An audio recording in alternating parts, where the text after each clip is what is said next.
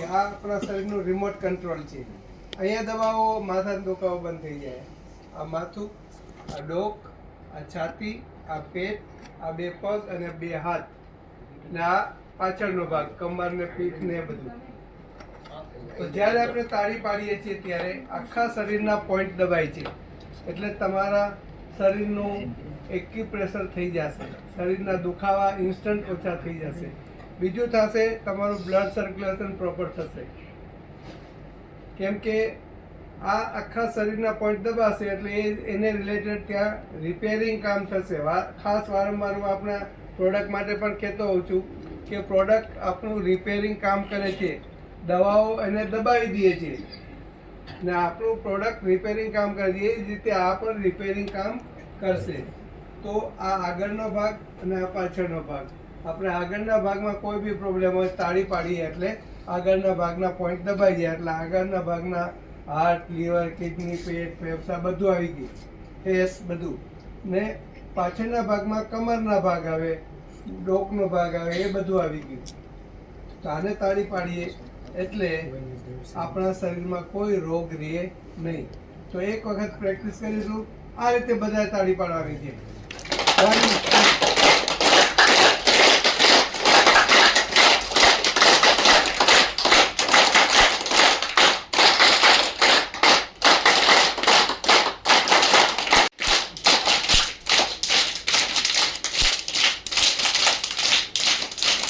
બદલતા રહેજો તમે.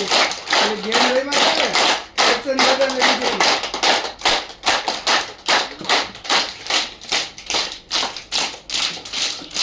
હવે આ બધું સાઈડમાં શું આમ પણ ઘસી શકો. શરીરમાં ક્યાંય બી બ્લોકેજીસ હોય તો ખુલી જાય એવું સંકલ્પના સાથે તમે કરો તો બધા બ્લોકેજીસ પણ ખુલી જાય. બ્રેઇનના બ્લોકેજીસ હોય, હાર્ટના બ્લોકેજીસ હોય, શરીરમાં કોઈ બી જગ્યાએ. હવે તો પગમાં પણ સ્ટેન્ડ મુકાય છે. તો આ પગમાં સ્ટેન્ડ મૂકવાનું હોય તો આ ઘસશો એટલે સ્ટેન્ડ બધા મૂકવાની જરૂર પડશે નહીં. એક આ લોકલ તમે જાણી લીધું. બીજી એડવાન્સ સિસ્ટમ પ્રમાણે એક હાથમાં આખું બ્રેન છે, તો એ બ્રેનનું પણ આમાં એક્ટિવેશન થશે. ત્રીજી વસ્તુ છે, બ્રેનની બધી નળીઓ ખુલશે, બ્રેનમાં બ્લડ સર્ક્યુલેશન બરાબર થશે, ઓક્સિજન બરાબર પહોંચશે. ત્રીજી સિસ્ટમ પ્રમાણે જ્યારે તાળી પાડીએ છીએ ત્યારે બ્રેનની અંદર એન્ડોર્ફિન, સેરોટોનિન અને ડોપામાઇન રિલીઝ થાય છે. આપણા શરીરના થાક દૂર કરી દેશે, દુખાવા દૂર કરી દેશે અને પ્રસન્નતા આવશે. કેટલા લોકોને આ બધું એકસાથે જોઈએ છે? તો 108 તાળી સવારે ખાલી પેટે, સાંજે આ 108 તાળી સાંજે 2 વખત તાળી પાડશો તો તમારે ઘરે કોઈ દિવસ 108 આવશે નહીં. એક વખત જોરદાર તાળી